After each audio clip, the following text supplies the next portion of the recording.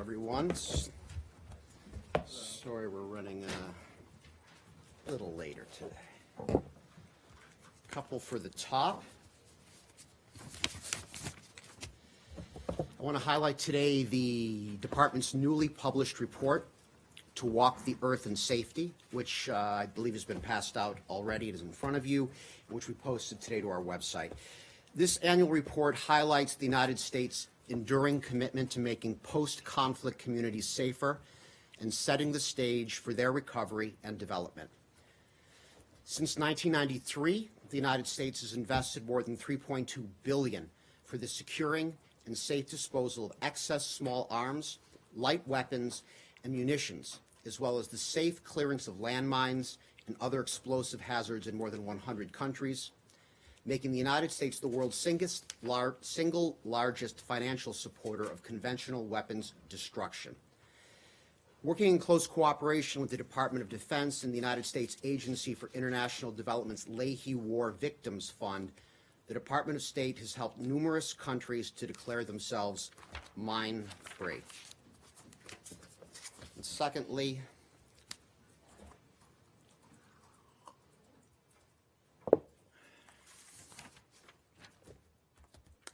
we welcome the recent statements issued by France and the European Union Parliament and the resolution presented by Canada at the United Nations that was adopted by a clear majority yesterday, drawing the world's attention once again to the Iranian regime's sickening human rights record.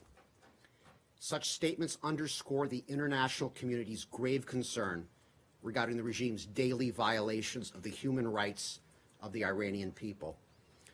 We join others around the world in demanding an investigation into the senseless death of the arbitrarily detained activist Fahid Sayadi Nasiri, as well into the uninvestigated suspicious deaths of numerous others while they were in the custody of the Iranian regime. We join others around the world in demanding the immediate and unconditional release of Nasrin Sotoudeh and all other arbitrarily detained individuals currently languishing in Iranian jails, including Farhad Maysami. The United States will continue to support the Iranian people and to call for their fundamental freedoms, including freedom of thought, religion, and belief, to which they are entitled and justly deserve. For that, I will open it up to questions. On UN action, just very briefly, the General Assembly yesterday also passed a resolution condemning North Korea for human rights. Is there any reason that you didn't want to mention that at the top? Happy to talk about North Korea if we have questions about North Korea. Well, I'm Absolutely. wondering why you wouldn't, why you would highlight Iran and not North Korea, which actually already has a nuclear weapon. We've spoken out often on North Korea here, and if there's questions on Right. North Korea, we decide usually I a couple can't minutes remember. before, Actually, Matt. we've also spoken out about Iran, actually, most like every single day. Yeah.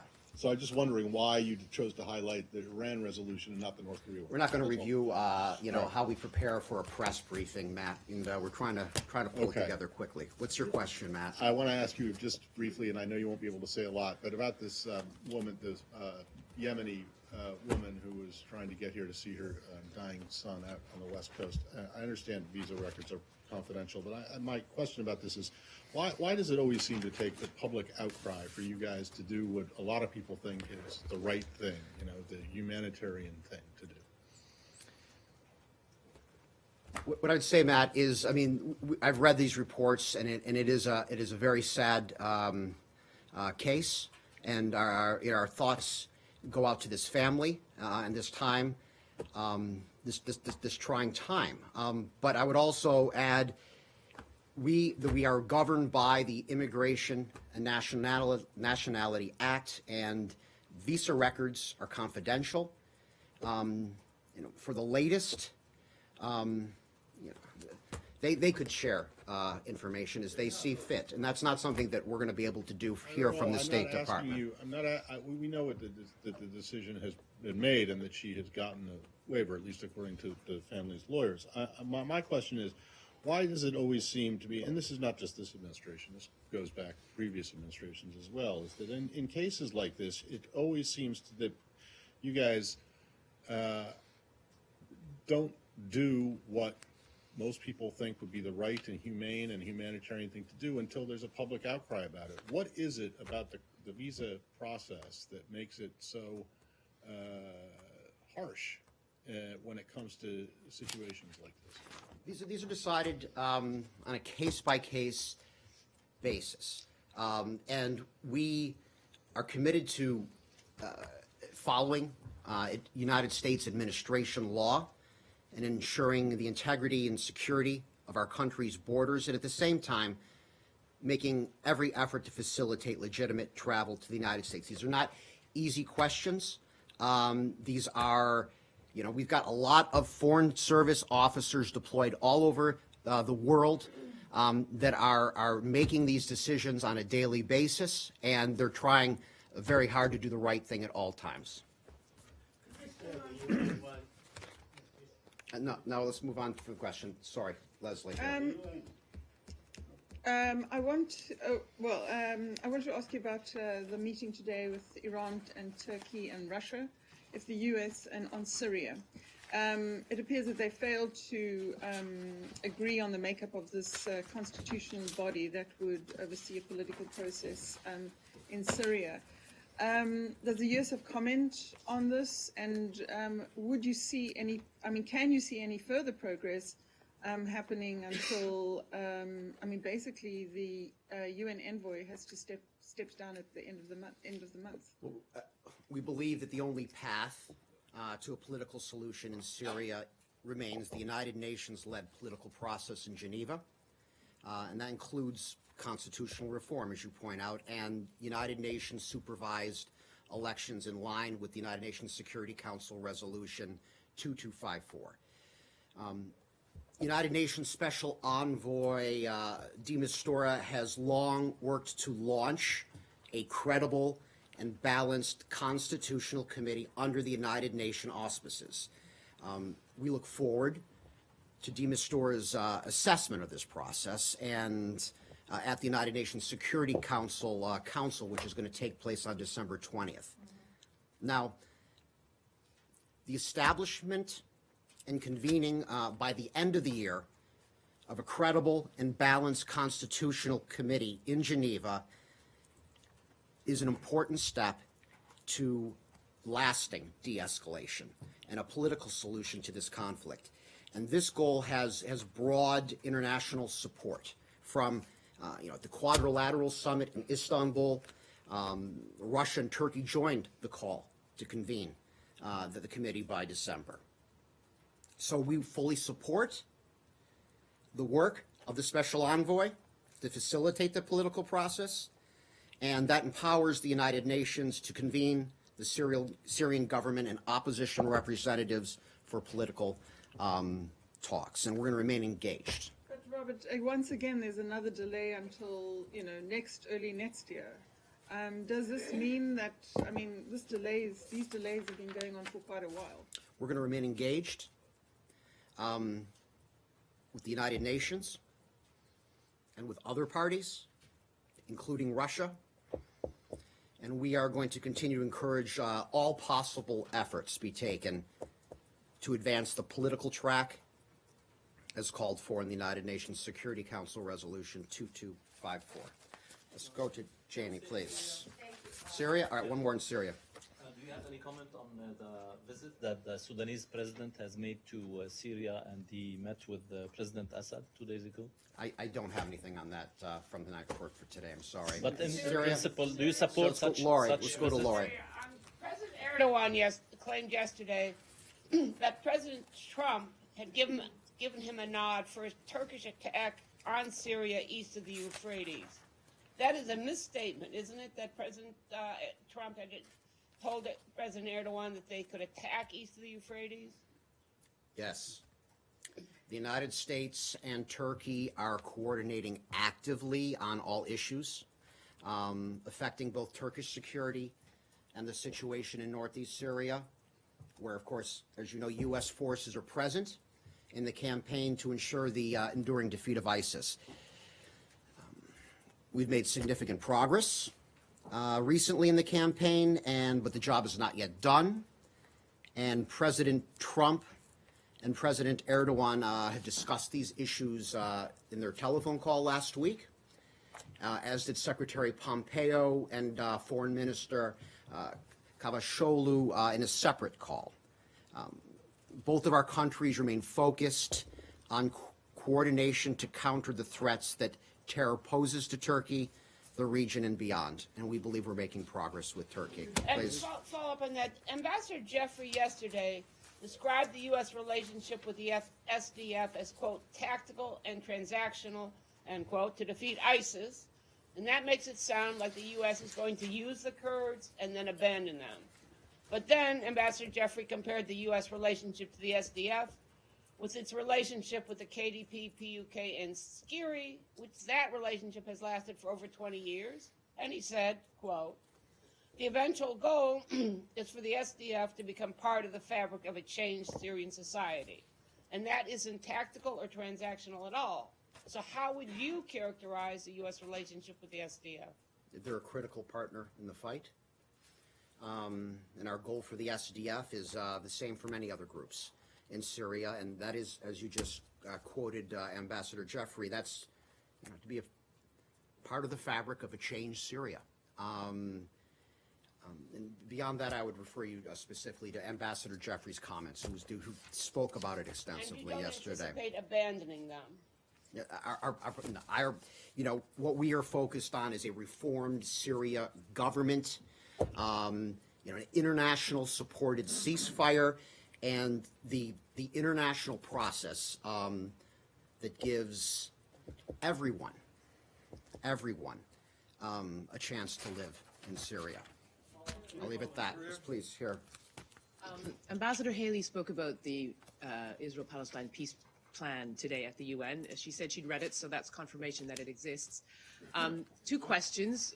One, has the rollout been delayed because of Netanyahu's political troubles at home? And two, is the administration reaching out to Palestinian businessmen to get support for the economic side of it, given that the Palestinian Authority isn't talking to them? This is what's been reported. Yeah, I would refer to the White House on both of those, to Jason Greenblatt and Jared Kushner. They're the ones that are focused most on this. We're, of course, in close coordination, but I wouldn't want to get ahead of anything that the White House is planning. I'm going to go Syria right there. Ben. Follow up on this, on her point. Very quick follow-up. Okay, because she was appealing to the European and to the world to support the plan, which nobody knows anything about. But the Europeans have responded by saying that they will support any peace plan that will include international resolutions and so on at the UN, including a two-state solution, recognizing East Jerusalem as the capital of the Palestinian state. Do you have any comment on that? When we're ready to present the plan, it will be presented, and we hope that everyone will be giving it a very close look. Ben, let's go NHK, right there, please. Could I just ask what the current status is with U.S. DPRK negotiations? I know you put out an announcement that Steve Biegun's going to South Korea, but it seems he's only meeting with South Korean counterparts. And over the weekend, North Korea put out some pretty strong statements after U.S. sanctions. So I'm just wondering, are you still having daily communications? Is there any sort of positive progress? Yeah, give me a second here.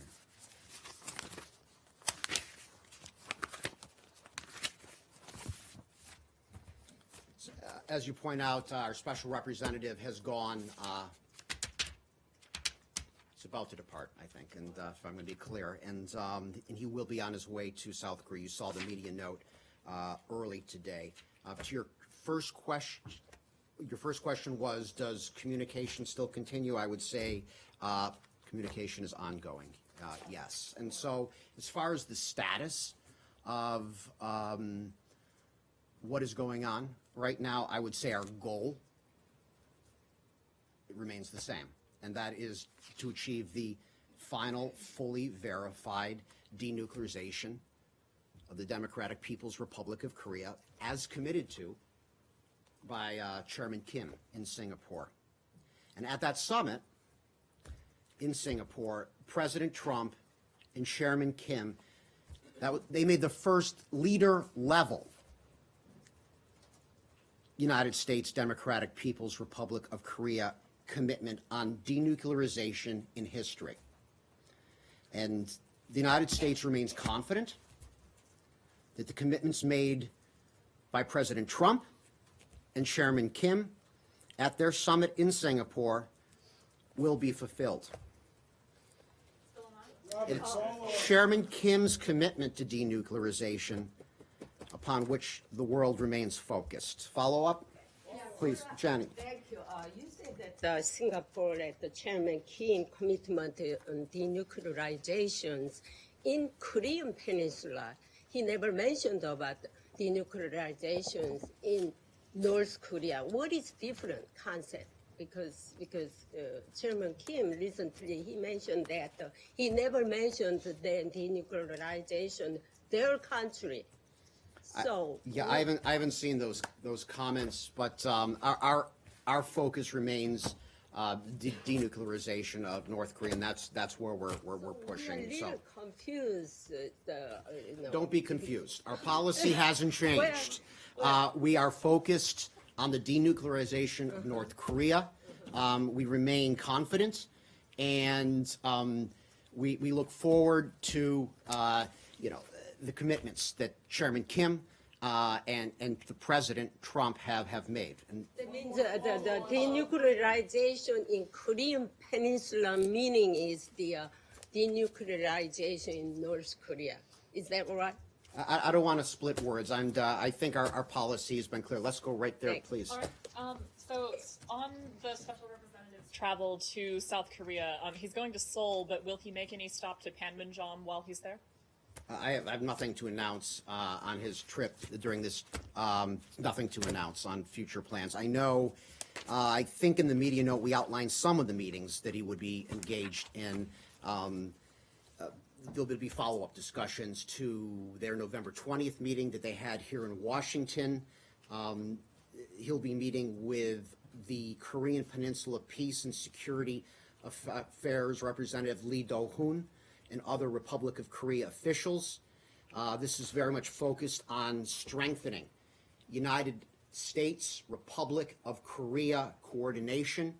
And this is all about our shared objective for the final fully verified denuclearization of North Korea. And while he's in Seoul, Special Representative Began and Special Representative Lee, they're both going to also co-chair as the United States Republic of Korea a working group meeting, and that's going to be focused on our joint efforts to achieve this goal and to flesh that out further. And that will include inter-Korean cooperation projects as well. Speaking of this U.S.-ROK coordination, the United States and South Korea have failed so far to reach an agreement on President Trump's demand that the South Koreans pay more to support U.S. troops stationed in South Korea, despite many meetings on this. Is there concern within the department that the failure to reach such an agreement is undermining the denuclearization talks because it shows a lack of unity between the U.S. and South Korea right now? Talks are ongoing, and the United States Republic of Korea relationship, that really is a linchpin for peace and security on the Korean Peninsula and in the region. And we'll continue working together. Let's go. Please, right there, right there.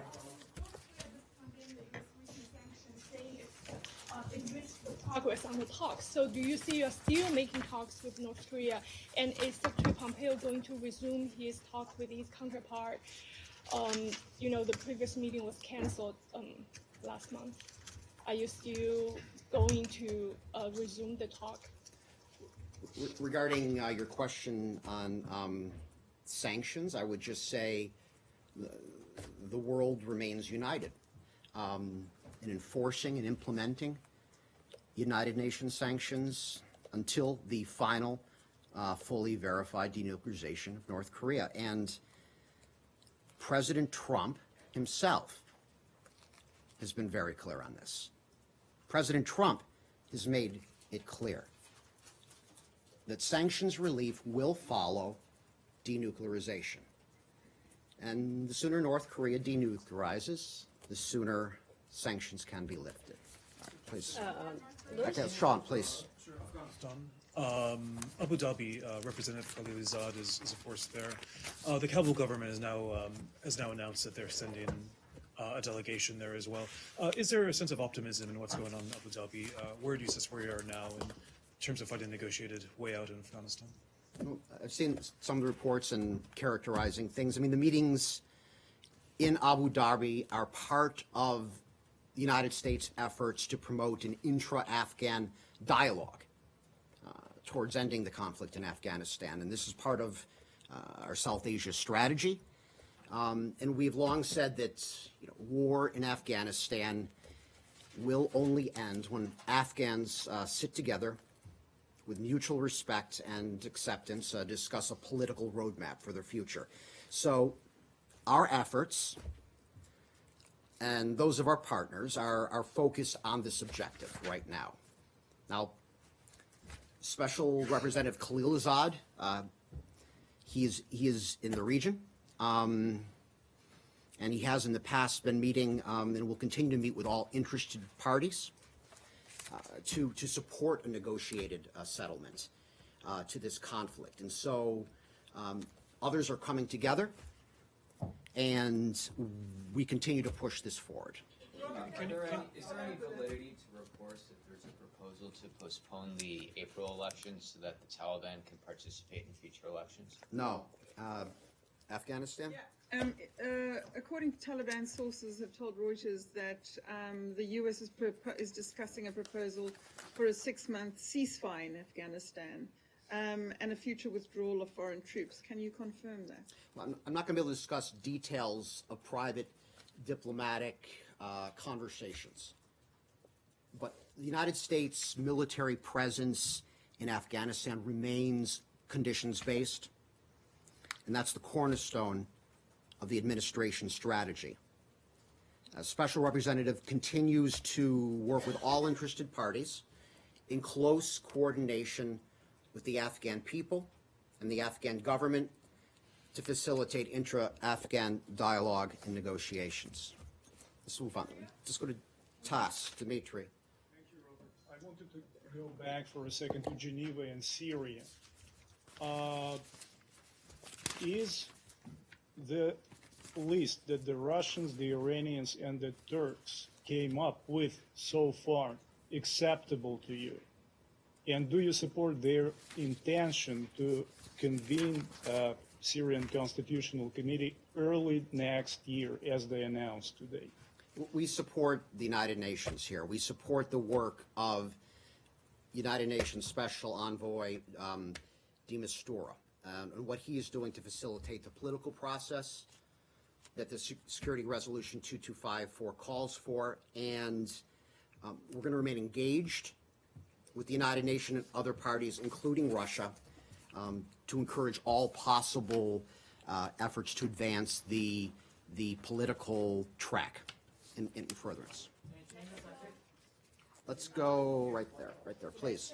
To Mexico, okay. Yes, the money and the projects that you all announced today, if I understand correctly, most of that is already in the pipeline or had been requested for next year. So my question is if this announcement was intended, at least in part, as an incentive to get more cooperation from Mexico for your other demands, such as keeping asylum seekers and that sort of thing, and is there any progress on that goal? I would characterize this as strong efforts by the Secretary of State to work with the incoming Mexican administration. This has been something they've been very focused on.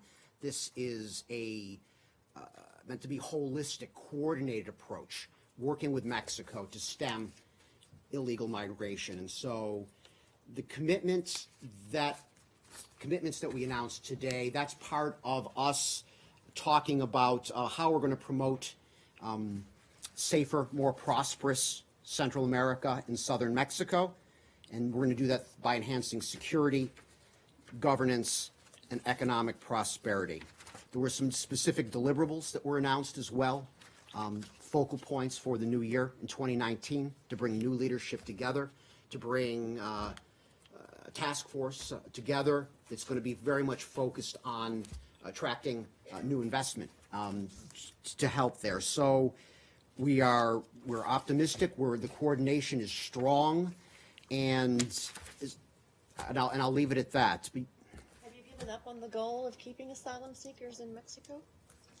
What I would say is, today we're announcing our intent to coordinate strategies to spur development in Central America and Southern Mexico. So I have no further announcements to make about our procedures, things along the lines of like how ports of entry are handled, and that's a separate matter. Any more? Yeah, Colin, go to Colin, please. The president tweeted just 2 months ago that the U.S. would cut off aid to these three countries because they hadn't stopped migrants from traveling to the U.S. Why are you now increasing aid? The president has made it very clear that United States assistance is allocated in order to meet United States priorities. And we expect all foreign aid recipients to hold up their end of the bargain. We're going to redouble our efforts to work with the Northern Triangle governments towards showing results. And results mean improving opportunity and security so that their citizens can thrive at home. And we will be continually reviewing that and reviewing our aid, and to ensure that the American public's tax dollars are wisely spent and that they're meeting United States objectives. After he sent those tweets, we were told that the department was reviewing aid then. Did you find that they actually were quite cooperative and that they deserved this new money? This is part of a comprehensive, holistic new approach that we are working with the new government of Mexico to address the totality of the issue. We remain, we applaud, frankly, what Mexico has done, and when they announced an unprecedented development program for the region. And we, on our part, are committed to increasing the project line for OPIC, if any commercial viable projects emerge. So we'll be taking a look at various financing mechanisms and tools, and that's going to include, of course, very much a focus on cooperation with the private sector, multilateral banks, and other regional partners. But nothing has changed in their behavior?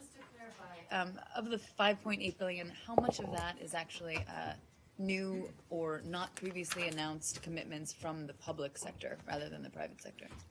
The figure includes $1.8 billion that the United States has spent on or allocated fiscal year 2015 to 2018, as well as our FY19 budget request, as well as OPIC's current projects and potential pipeline, and our current Millennium Challenge commitments.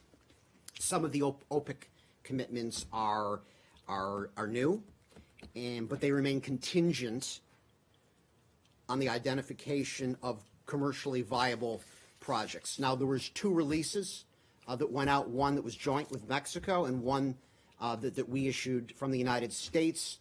And I would refer you to the paragraph that deals specifically with the financial numbers, and that there's a pretty good breakdown, something that I'm not going to be able to do right from here right now. Okay, Abby?